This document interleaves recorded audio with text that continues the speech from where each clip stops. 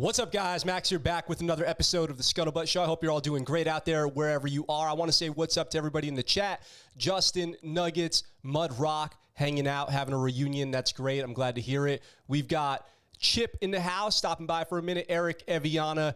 Who else do we got in here? Ed. What's up, everybody? Harry Lime Pie. It's great to see you all. I want to apologize. We did not have a show yesterday. Had some stuff going on at home, but we are back today with what I pretty much can guarantee is going to be one of the craziest, one of the most jam-packed episodes of the show that we have ever had. Hands down, straight up, it's going to be awesome. We have so many stories to cover today to make up for yesterday, and everyone is a straight-up banger. And to address Nuggets, Blue Jackets manual check, ready to go in case any of you out there need counseling during this episode. I'll point you in the right direction via the Blue Jackets manual here. So really quick about yesterday.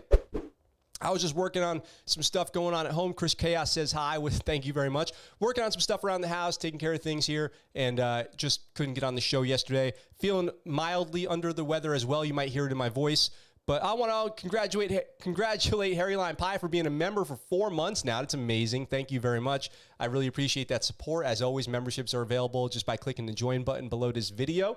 I encourage you guys to check that out and see if that's something you want to do for as little as $2.99 a month. You can get started with that. Patreon as well, down in the description. I thank all the supporters out there, especially the patrons, the members, everybody who's dropping super chats. It means a lot to me. I appreciate you guys a ton. So we're back today. I'm ready for a brand new episode. What's up, Tiffany? You're barely late. 2 minutes into the show. You haven't missed anything, just intros. I hope you guys are doing great. I hope you had a great weekend. It's Monday back in the United States. I know that. So I hope you guys are having a good start to your week. Now, with all that being said, we have, like I said, an episode today with so many stories. I literally don't even know how we're going to get through them all.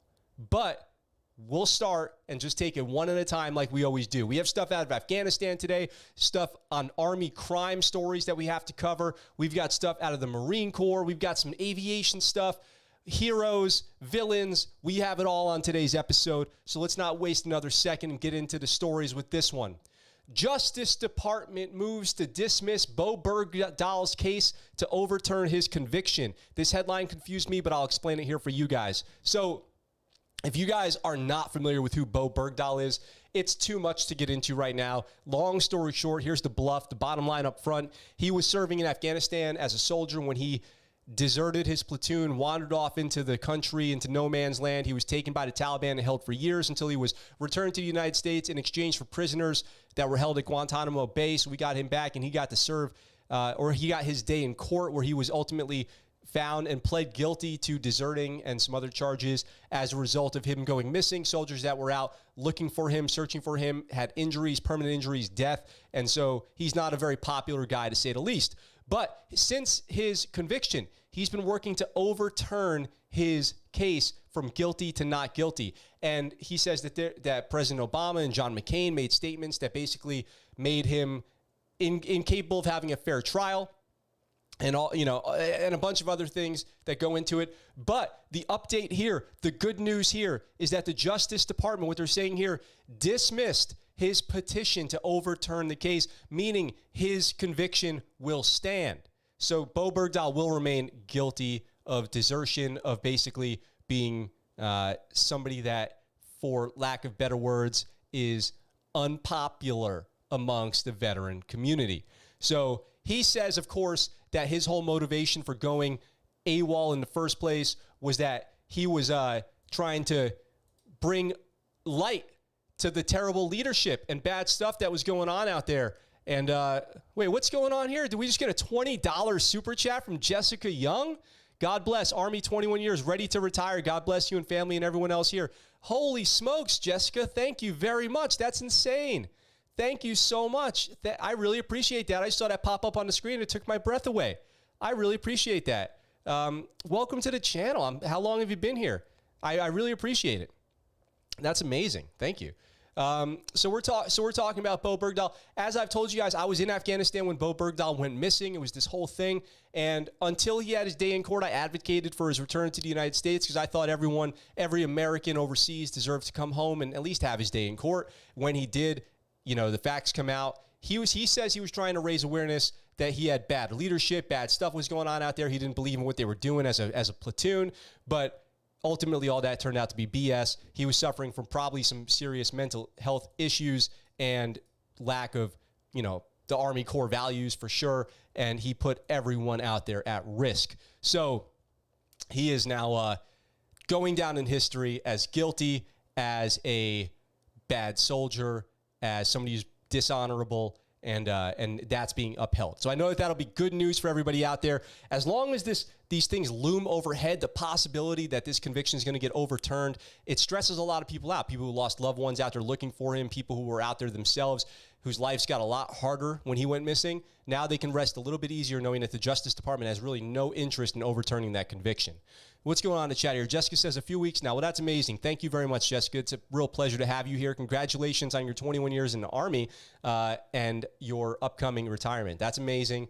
Thank you for your service. And I hope that your retirement is incredible and that your retired life is just beautiful every day. Irish Potato, what's up, says Irish Army Rangers were deployed to Kabul today. Irish Army Rangers. Is that what they call them in Ireland? Do they call them Army Rangers? I'm curious to know more.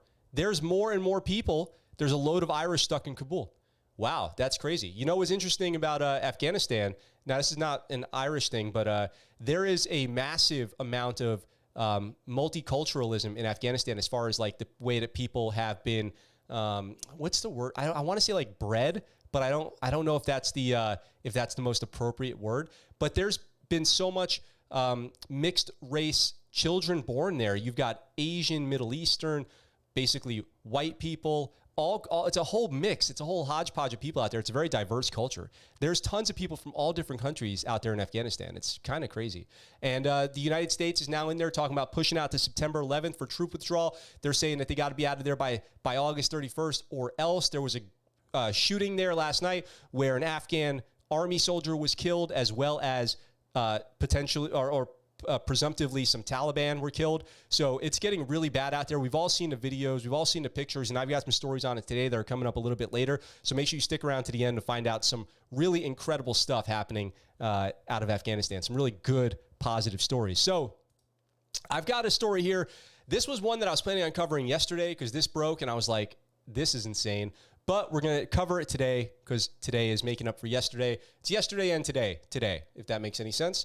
So here we've got man charged after allegedly sneaking onto Fort Drum to steal a Humvee and injuring a soldier. What is going on with this? This is out of control. So we've got this guy, a man arrested Thursday and accused of unlawfully entering Fort Drum in New York.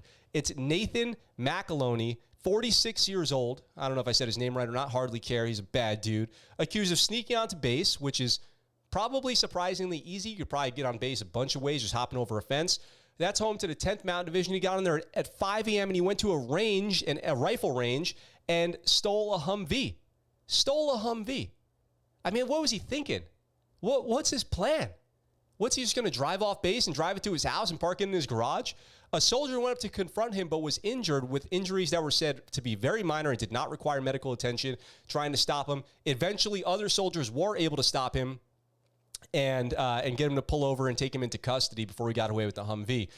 The theft of military vehicles is relatively rare, although we've seen people stealing helicopters, stealing airplanes, although they do not require keys to operate and can be easily turned on with the flip of a switch. So a lot of you guys might not know this, but tons of military vehicles, they don't have keys and gears and all this stuff and shifting, levers and all this stuff.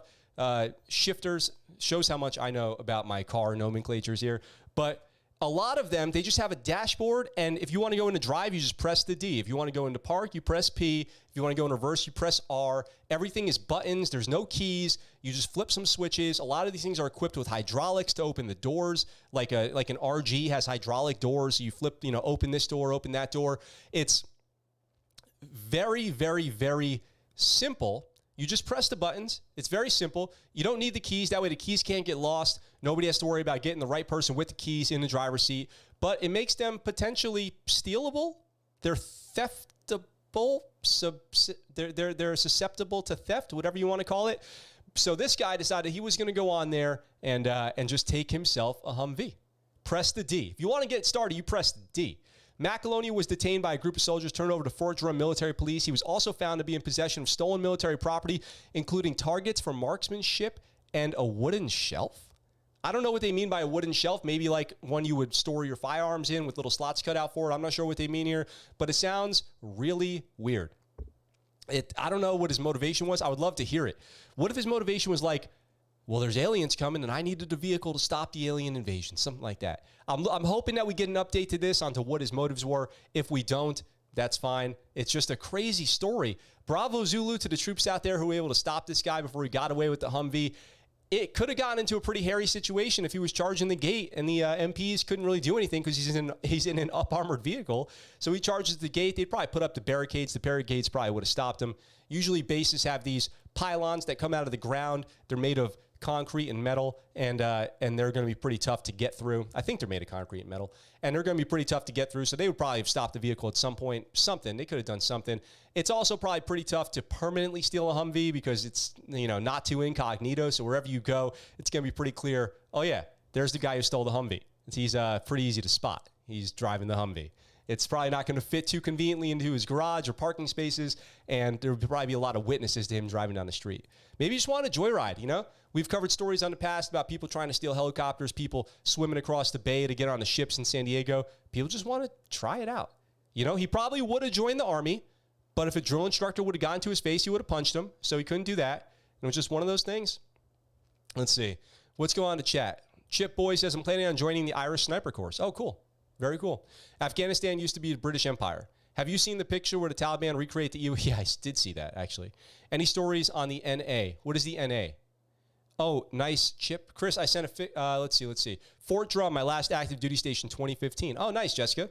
Not surprised, really. It's sad. Crazy. 214 Infantry Battalion, Golden Dragons. Nice. That's awesome. I'm from New York. I'm from Poughkeepsie. Max, have any stories on the Northern Alliance to Panjshir with some ANA resisting Taliban? Well, yeah, there is ANA that's been resisting Taliban. According to some reports, there's been firefights, but I don't have too much information on that, to be totally honest.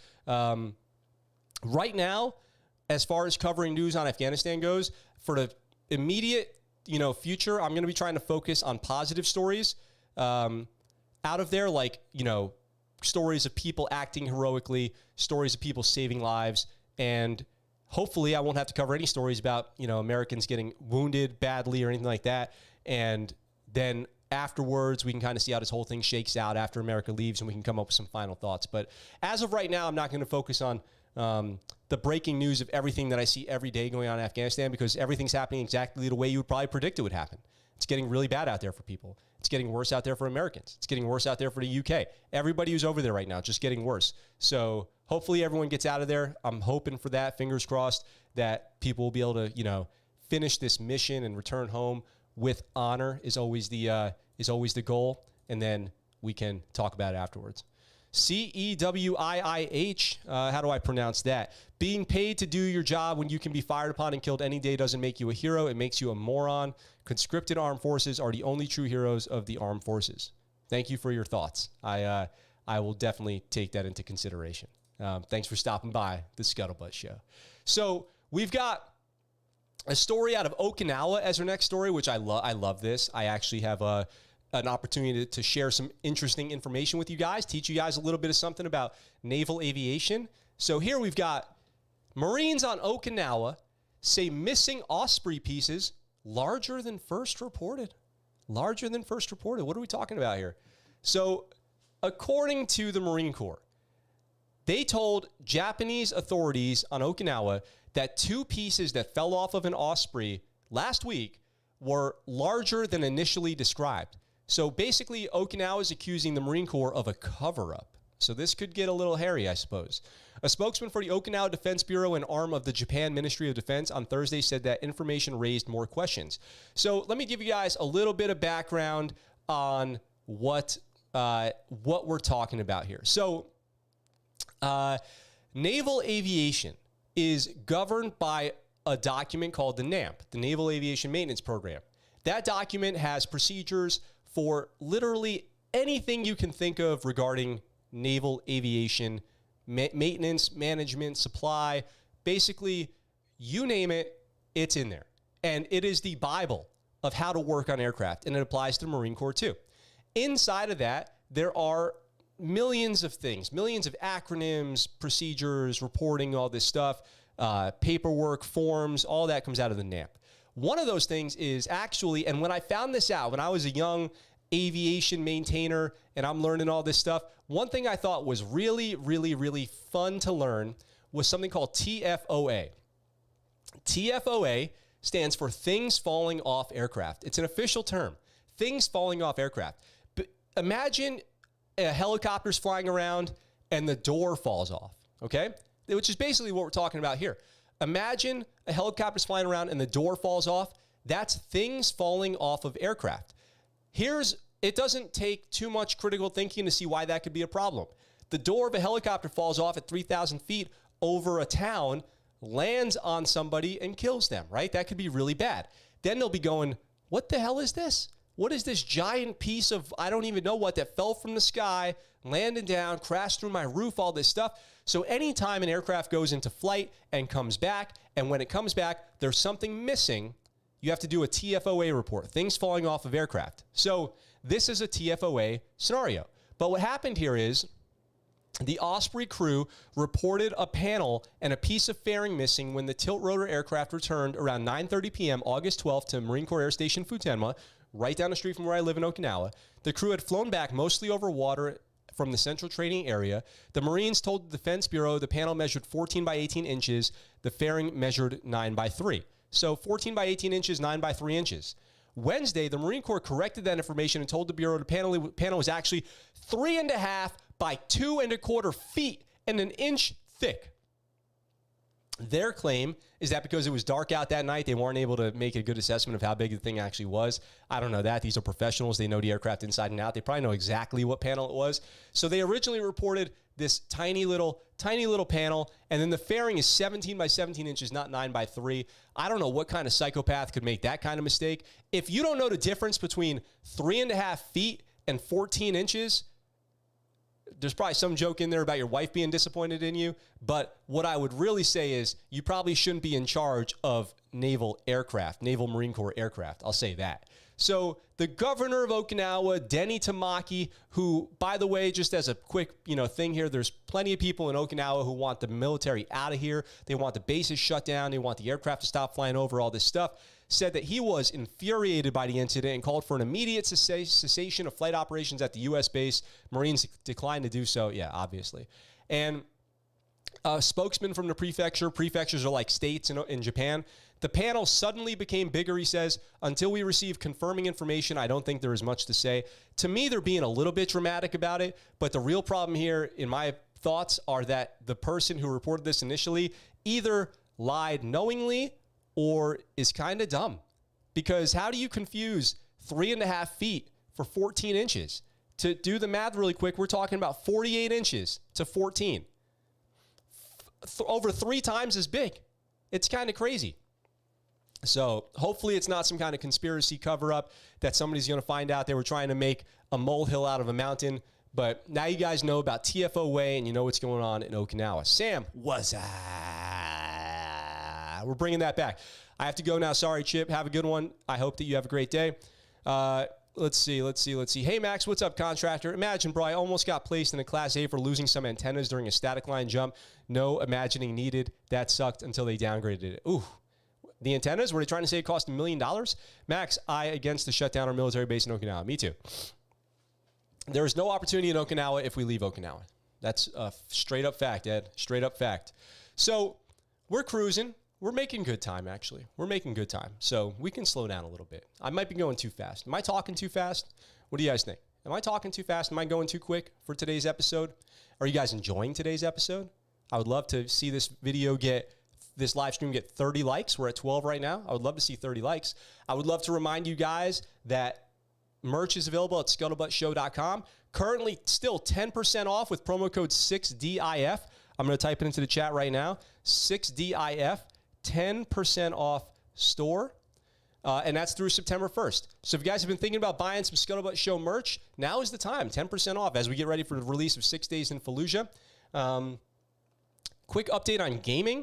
We might try to do some multiplayer game today, but tomorrow as long as nothing crazy happens, we're going to be starting the campaign for the new Aliens game. So we're going to be up, like Ripley in a space station battling aliens. It's going to be fun. It's going to be scary. It's going to be exhilarating. So after the normal live show, we'll be playing the campaign of Aliens starting tomorrow. So do not miss all that. If you guys are into the game stuff, do not miss that. It's going to be super fun. I'm really excited. We're going to go up there, be a space marine taking on space aliens, which is the future of the Space Force.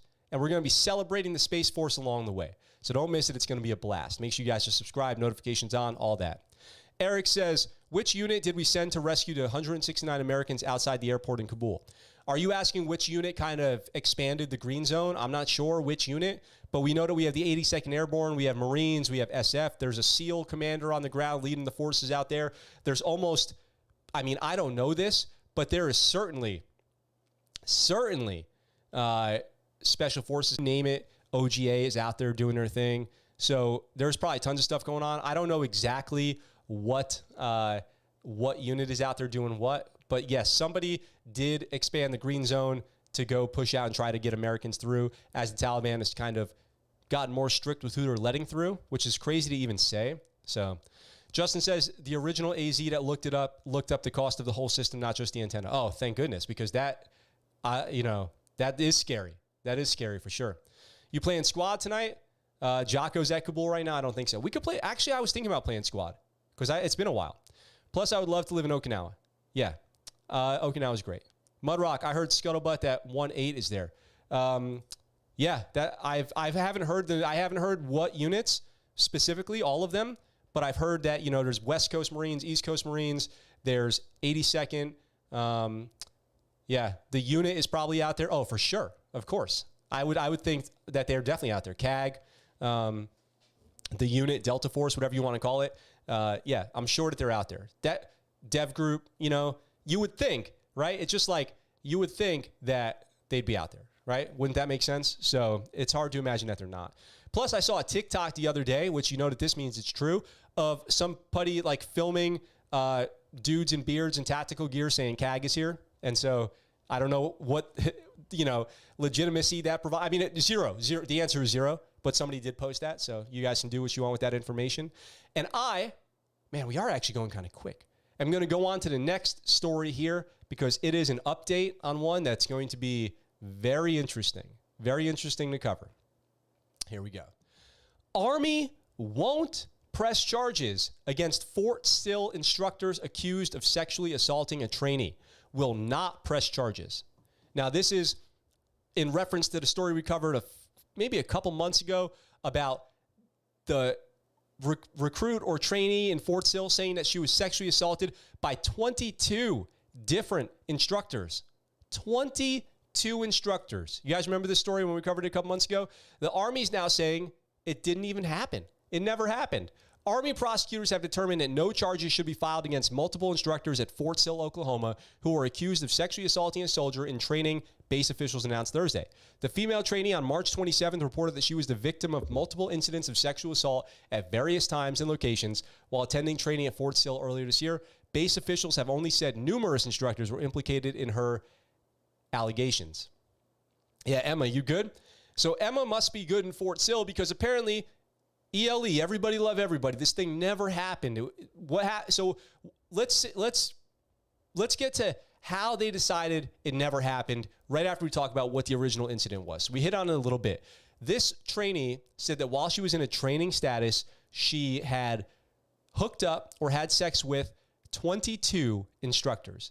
Now, the Army had put out a message and referenced one of their doctrines that said anytime an instructor and a trainee sleep together, that cannot be consensual because of the instructor-trainee power balance. So that's always considered sexual assault. So they didn't actually say that this female was, forcibly assaulted or that it was consensual. They just didn't say, but they pointed to a doctrine that said anytime somebody's a trainee and somebody else is an instructor, if they hook up, that cannot be consensual because of how much power instructors have in the military. And it's true. Instructors do have a lot of power. So now they're saying that what ultimately ended up happening was nothing. That never happened. No instructors ever hooked up with her.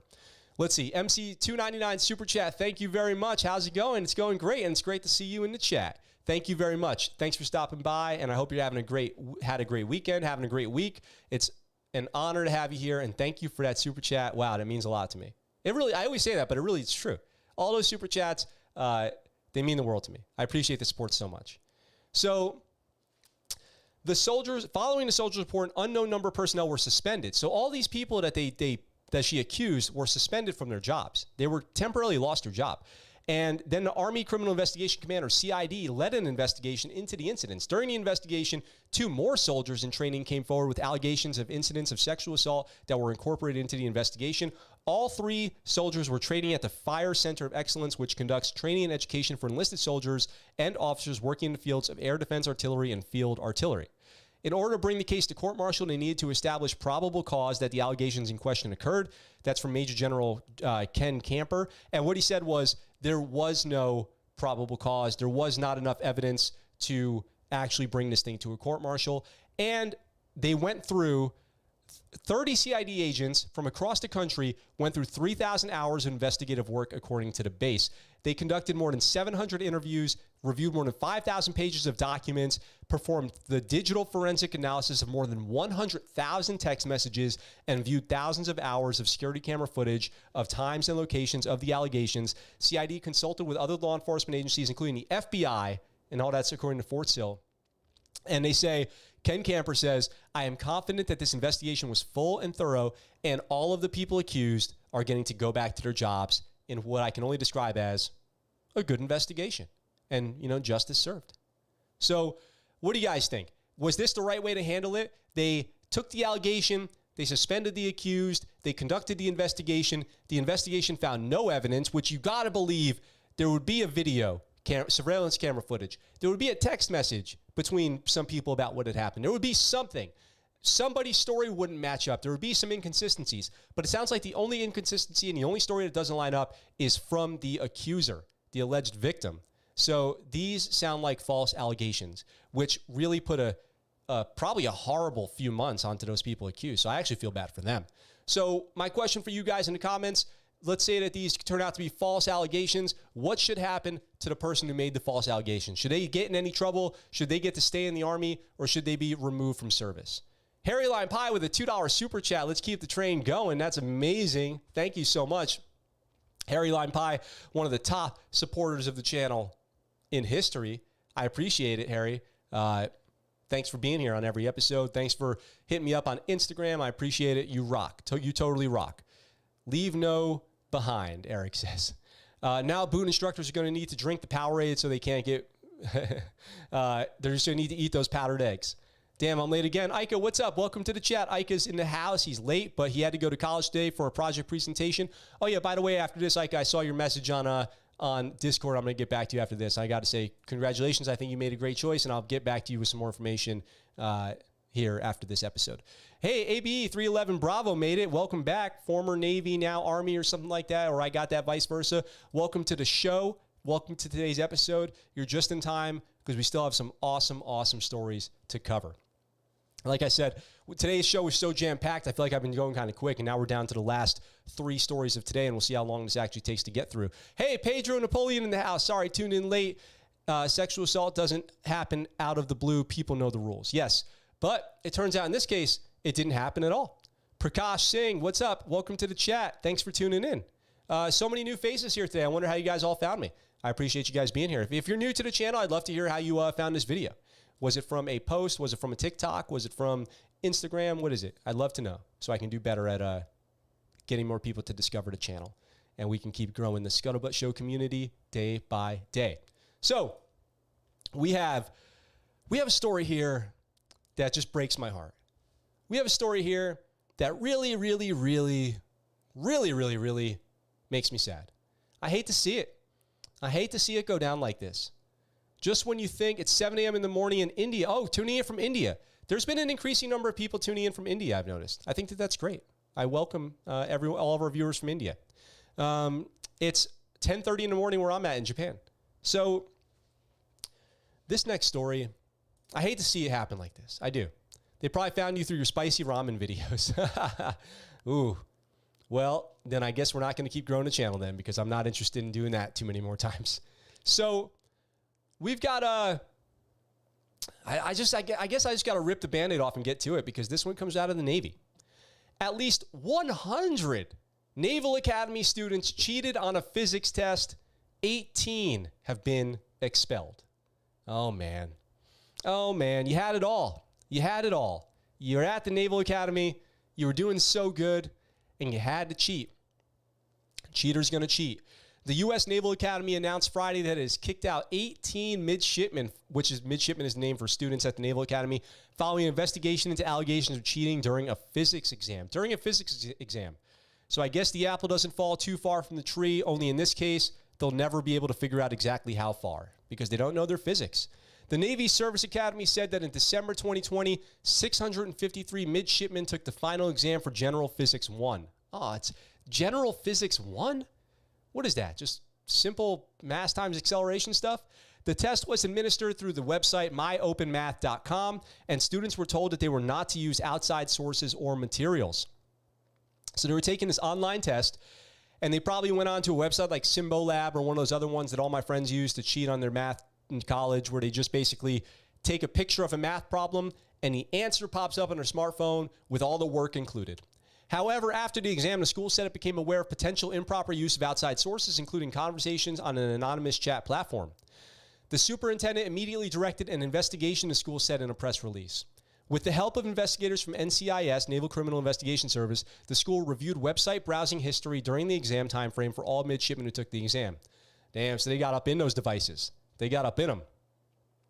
All told, 105 midshipmen were found to have likely accessed unauthorized resources. So there's all these things online that can help you do math, basically.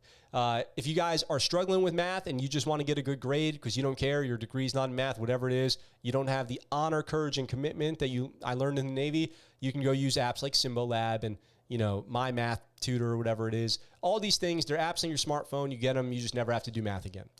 So 105 midshipmen. After that review, 18 were separated. 82 were allowed to stay at the school, but were sanctioned and put into a 5-month honor remediation program. Honor remediation program. 4 midshipmen were cleared, and 1 is awaiting adjudication. So 4 were cleared, meaning that they probably didn't cheat, but they just maybe did too good. Maybe they did too good. I guess the problem with cheating on tests is if everyone turns in assignments that look exactly the same, it's going to start to get pretty obvious that they cheated. These are young kids, remember, too. They're not probably the brightest when it comes to common sense stuff like this, like getting caught cheating. They probably thought they had a great idea.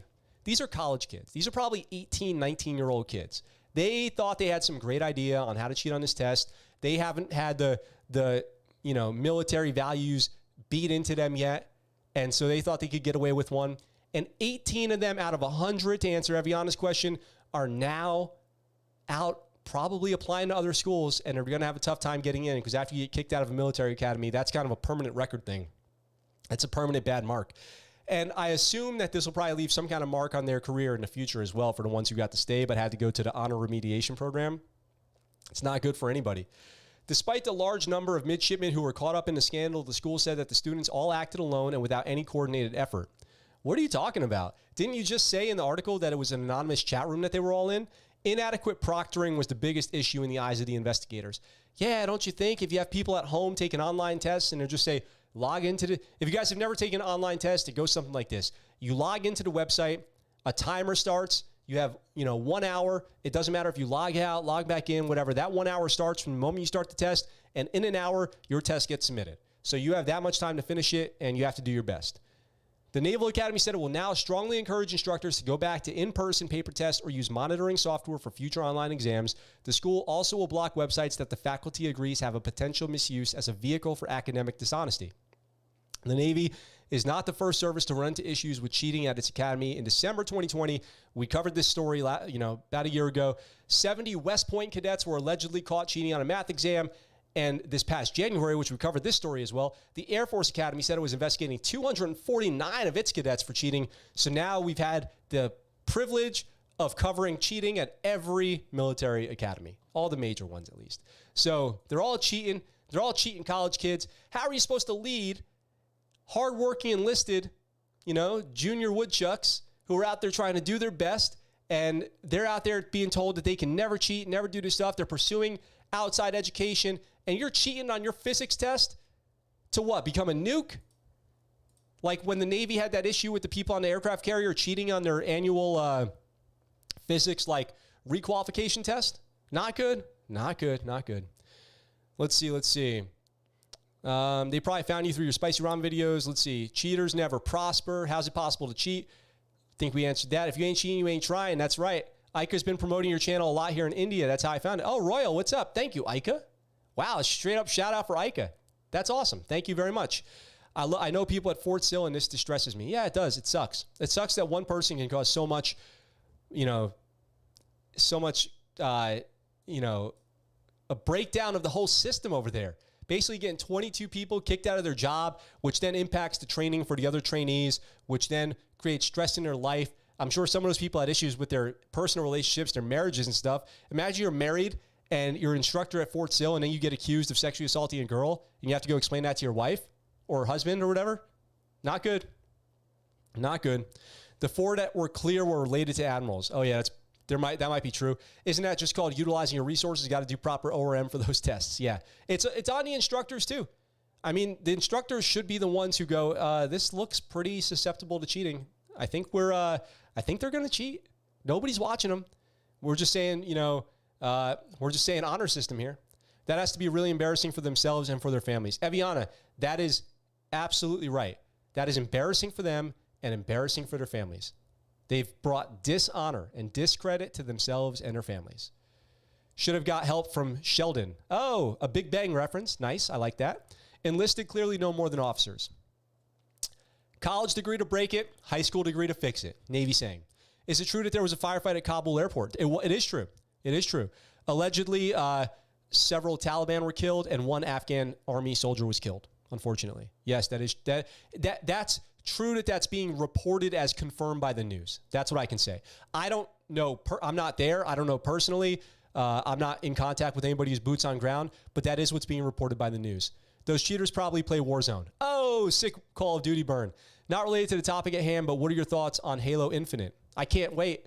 I can't wait to play Halo Infinite. I'm so ready to get back into the Halo world. I'm going to play it. I can't wait. I'm super excited. I'll be online on multiplayer, counseling people all day on why they suck with the needler. So if you're interested in that, make sure you subscribe with notifications on, because that will be happening as soon as we're able. Halo is my favorite, video game of all time. I played that game, Halo, or the original Halo Combat Evolved, so much that I don't think I could ever. I could pick it up today and just start playing it, expert level immediately. So, yeah, needless to say, I'm a big fan. I read the books. I'm a fanboy of Halo, so I can't wait. Cannot wait. Super excited. Totally looking forward to it. We'll be playing it here live on YouTube at the ScuttleButt Show, so spread the word. Isn't Halo the game with that guy from Fortnite? Oh, Justin. Killing me. I know that you're trolling me right now, so I'm not going to let it get to me. They should have to go to the fleet as Undez. Harry, that's a great idea. That is how you get your honor back. If you want to get your honor back after cheating on a test at the Naval Academy, you go to the fleet for 2 years as an undesignated seaman. Justin proposed that idea once too, a lifetime of service as an undesignated seaman. Basically, you're locked up in the Navy. That would be a great punishment. Undez is the backbone of the Navy. I was Undez. That's how I started. Came in the Navy undesignated. 95 on my ASVAB. 95 on my ASVAB, joined Undez. And it was the greatest thing that ever happened to me, to be honest. So, you guys know the deal, right? The show cannot end with a sad story like cheating at the Naval Academy. It has to end with some positive stuff, okay? So we're going to talk about Afghanistan. We're going to get to it. It's the last story of today, but we have a story to go first. We have one story before we get to Afghanistan. And by the way, you guys, the story that we have out of Afghanistan is it's like amazing. I can't wait to share it with you guys. It's totally awesome. But first, we have to talk about a Marine. We have to talk about the Marine Corps. Is Mudrock out there? We got to talk about the Marine Corps because we've got this guy right here. Pedro says, I don't think any Chinese joining the Chinese army will cheat. The ending will be bad. Yeah, nobody's going to be cheating joining the Taliban. The Taliban start giving physics tests because they'll chop their fingers off. So let's get to it. Let's get to the Marine Corps from Mudrock out there. Former Marine soldier, and another soldier, traveling to raise awareness of veteran suicides, help save kidnapping victim. Help save kidnapping victim. How crazy is this? The only sad part about this story is that the picture they chose to use of the Marine makes him look like the bad guy. Is this not a mugshot? Is this not a straight up mugshot right here? Like, how did they allow this to be the official picture they were going to use?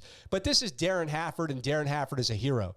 Because an 86-year-old woman abducted by a stranger late Thursday in downtown Topeka was rescued and her kidnapper arrested due to a tip provided by an Army and Marine Corps veteran traveling the country doing push-ups to raise awareness about suicides of combat veterans. The tipster, Darren Hafford, at about 8:55 p.m. on Thursday, saw a man enter the driver's side of a vehicle in the 800 block of Southwest Harrison, according to Gretchen Spiker, a public relations specialist for the Topeka Police.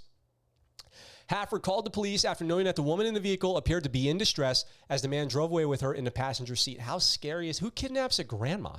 Police located the vehicle, the woman, and the man soon afterward nearby in the 300 block of 10th Avenue. The woman was not hurt. TPD would like to thank Hafford for immediately stepping into action to help the stranger in need. Formal charges had not been filed against the car's 54-year-old male driver who was being held Friday afternoon on a $10,000 bond. They got to assume something will be, he'll be charged with something because he's been, the counts he got arrested for were kidnapping, burglary, theft, assault, and driving on a suspended license. So it sounds like a winner. GoFundMe, maintained by Hafford, a Dallas resident and a veteran of the Army and Marine Corps, says he's nearing the end of a fundraiser he began in July 4th in Austin, Texas.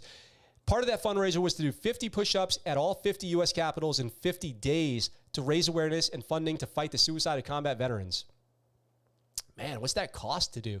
The website for his fundraiser said Topeka was the 47th stop for Hafford, who planned to subsequently do 50 push-ups at state capitals Friday in Oklahoma, Juneau, Alaska, and Hawaii.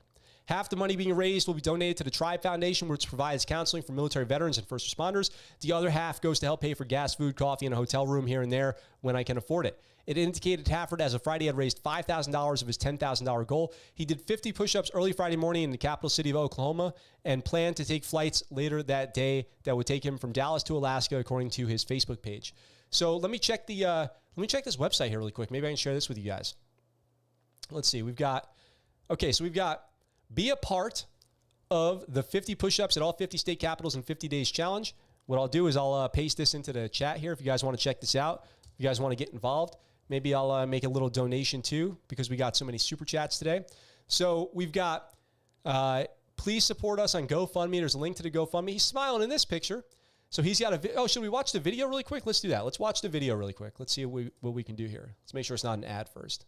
Oh, it's kind of long. We'll skip around a little bit. Hi, my name is Darren Hafford, and I'm about to embark on one of the most challenging adventures of my life. The plan is to start on Sunday, July 4th, 2021 in Austin, Texas.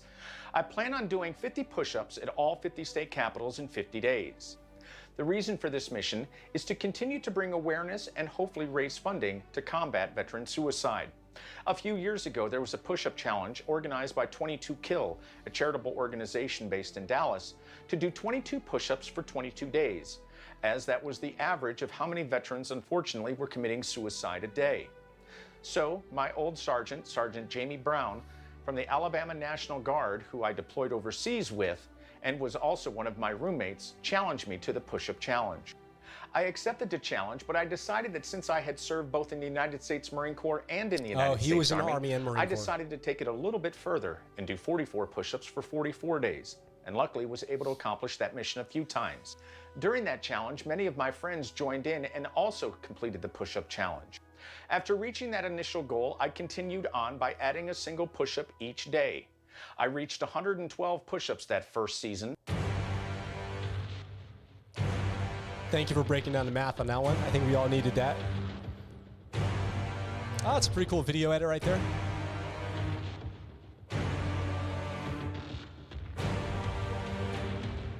All right, so you guys can go watch the rest of that video. I linked the website right there. If you guys do choose to end up donating to his fund there, then you can let him know the ScuttleButt Show sent you if you want, and maybe we can get him on the show. He's up to almost $6,400 of his $10,000 goal, 8 recent donations. So that news article is definitely helping. So good for him. He's making headway towards his goal. If you guys have not dropped a like on this video yet, let's get 8 more likes before the show ends today so we can get that 30 likes. 30 likes is the goal. 30 likes on a video is the goal. Who kidnaps a grandma? I'm literally dying. This isn't funny, but that comment was hysterical. Thanks, MC. That's outstanding. Yep. And I share. We got the link down there. Hey, if you get a 95 on the ASVAB, do you qualify for SF? What grade do you need on the ASVAB to qualify for SF? It's like 56 or something like that. It's like 56 or 60. Qualifies you for pretty much all SF.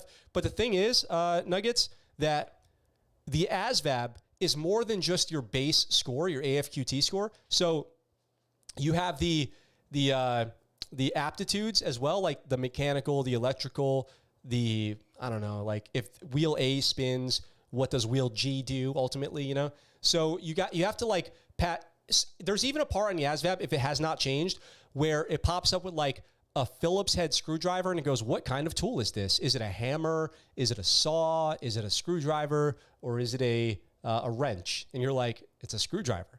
And then somebody else, and then after the test, you're in the waiting room to find out, you know, your next step of MEPS, and somebody goes, oh my God, that tool question was impossible. I put wrench. What did you guys put? And you go, I think I'm going to be okay. I think that I'm going to be okay. Somebody put wrench for screwdriver. I have a feeling that I'm going to be okay. So just a little side tangent there. Sounds like an A-team story, veterans helping the one in need. Yep, that's what I'm talking about. I love the hometown hero stories. Great guy. Thanks for his service. Tiffany says, holy crap, they totally messed up their naval career before it even really began. That's such a waste. The U.S. Army gives veterans a paycheck and psychological help, right?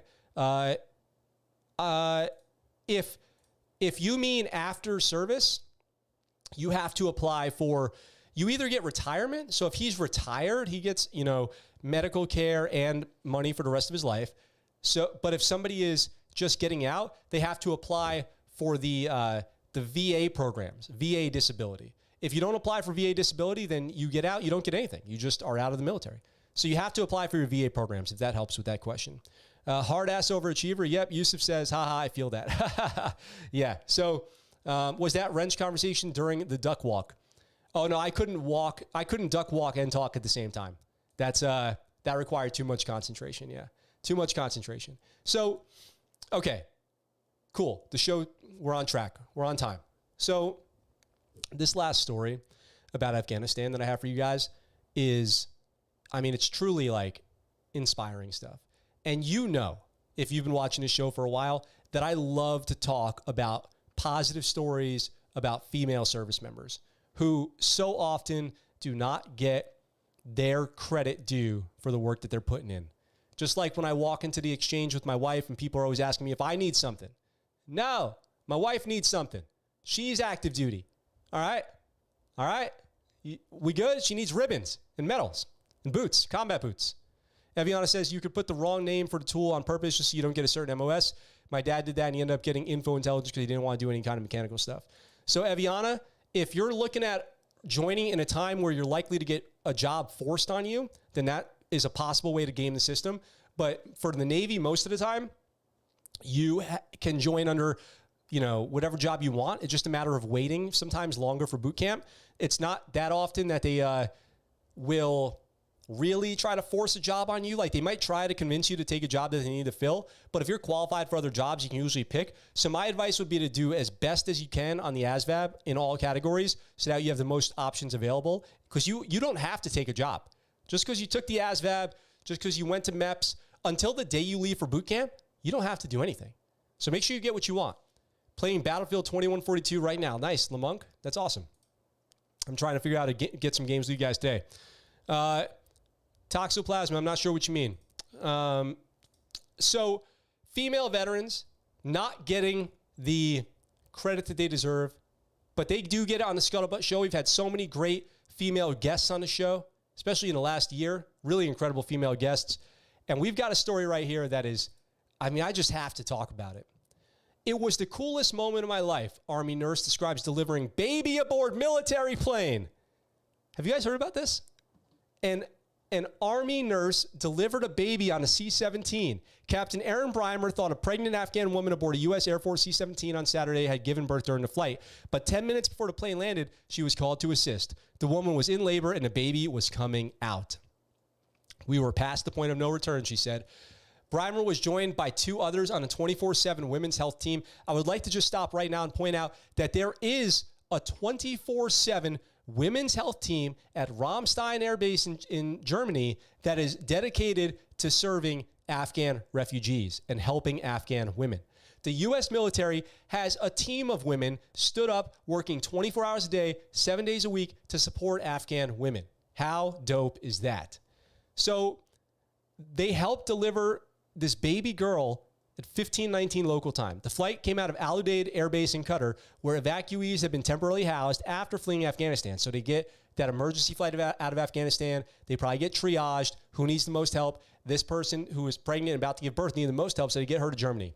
On Monday, Breimer described to reporters the intense moments on board the aircraft. The woman was sitting on a shawl spread out on the cargo bay floor near the doors of the aircraft, said Breimer, an Army labor and delivery nurse assigned to Landstuhl Regional Medical Center. 4 Afghan women held up shawls to protect her privacy. It looked just like the picture in the news. It was a plane full of 300 people sitting on the ground. So in this chaotic plane full of people squeezed shoulder to shoulder, nut to butt, as they say in the military, this nurse goes down there and goes, "We're delivering this goddamn baby." With assistance from Major Kristen Bluine, an Air Force neonatal nurse, and Staff Sergeant Lamar Melvin, an aerospace medical technician, Breimer coached the mother through the last several minutes of labor. She did her best to communicate with the woman. The woman did not speak English. It's unclear if they had an interpreter on board. I was just trying to make eye contact with her and let her know everything was okay, that she can deliver this baby safely, and that we were ready. The team had towels, cord clamps, scissors, and emergency resuscitation equipment for the baby just in case. The baby turned out picture perfect. When the baby came out screaming, and we were able to put her directly on mom's chest and get her breastfeeding right away. Isn't that amazing? The pilot announced, "It's a boy," and we were like, "It's a girl," and then he repeated, "It's a girl," which was probably a very nice moment on the plane. This just brings me back to having fun times on C-17s. I mean, it just puts a smile on my face. This is just beautiful stuff right here. I can't think of a better way to end the show. The mother and the baby were transported to LRMC, where they are doing well. Breimer said there's a lot of stress on pregnant evacuees because of their circumstances. You think? A lot of these women have not eaten and are not well hydrated, and she said that can definitely induce labor. LRMC and Ramstein are caring for other pregnant evacuees, though officials said they cannot disclose the number. I think LRMC might be Landstuhl Regional Medical Center, the hospital out there in Germany. I'm shocked about the sheer number of pregnant women that are here. Thankfully, most are healthy. Breimer, an Army nurse for 6 years, has delivered babies by herself, but never outside a hospital. I think all Army medical personnel are trained to work in a field hospital setting, she said. It was the coolest moment of my life. That is the coolest moment of the story so far out of Afghanistan for me, too. Now, imagine this. I'm not sure. Oh, Justin beat me to it in the chat. I'm not sure, but that baby was born on a C-17 and then landed in Ramstein. That baby might be an American. Imagine the joy the mother would feel when they finally got an interpreter over there and they could say to her, "Congratulations, your baby's an American." I mean, I got the chills right now just thinking about that. Congratulations. You escaped Afghanistan and your child's an American citizen. I mean, can it get better than that? Can it? Is it possible? Because the way I understand it is if you're born on a military base, you're an American. I think that that's right. I think that that's true. I can double check, but that's beautiful stuff. Beautiful stuff for the people out there, for the nurses. And bravo, Zulu. I got to give them a super legit for the 24/7 female support team who's out there in Ramstein supporting Afghan women and girls who are fleeing the country from just an unthinkable fate that they would have out there. So good for them. Bravo, Zulu. I'm proud of them. They're amazing. And I am so glad that that can be the last story of today. So amazing. Just amazing stuff. That's it for today's show, guys. I hope you had a great time. I certainly did. Thanks for all the new people who are out here. Thank you, Ika, for promoting the show out in India. We got a bunch of people tuning in. And I want to say thank you to Jessica Young for dropping a $20 super chat and introducing yourself. It's great to have you here. Thank you to MC and Harry Line Pie as well for those super chats. Thank you to all the patrons and members of the channel. You guys are the best. Let me catch up on some comments here. Were you going to do a react video to Call of Duty Vanguard? Already done, Edward. It's up on the channel, man. It's up. It's already up. That baby's friends, after growing up asking him or where she was born, I was like, I was born in a C-17. Imagine telling your kids you were not only born on a plane, but on a C-17 to the United States. Yeah, Yusuf and Nuggets hitting the nail on the head. Most American way to be born. That child a safe passage. That's awesome. I wish the best for that family. 18 years guarantee for the mom to live in the U.S. How crazy is that? What a kind of it kind of played out perfectly, huh? It's kind of great for everybody. So with all that being said, guys, I appreciate you guys being here today. It was a super fun episode. Sorry again that we weren't here yesterday, but we'll be back tomorrow as usual. And remember, tomorrow we're starting Aliens Fireteam Elite campaign. It's going to be sick. I'm super stoked. It's our first time playing a brand new game on a day of release, so it's going to be really awesome. After this, I'm going to try to see if I can jump on some multiplayer game in really quick and, you know, like I said, counsel some noobs on something squad, insurgency, something like that. We'll figure it out. Stay tuned for that. Make sure you guys just make sure you subscribe with notifications on so you don't miss it if you want to hang out with me a little bit more. And with all that being said, you guys are great. It's great to see you again. We'll be back tomorrow. And until then, that's the Scuttlebutt. What you just said is one of the most insanely idiotic things I have ever heard. At no point in your rambling, incoherent response were you even close to anything that could be considered a rational thought. Everyone in this room is now dumber for having listened to it. I award you no points, and may God have mercy on your soul.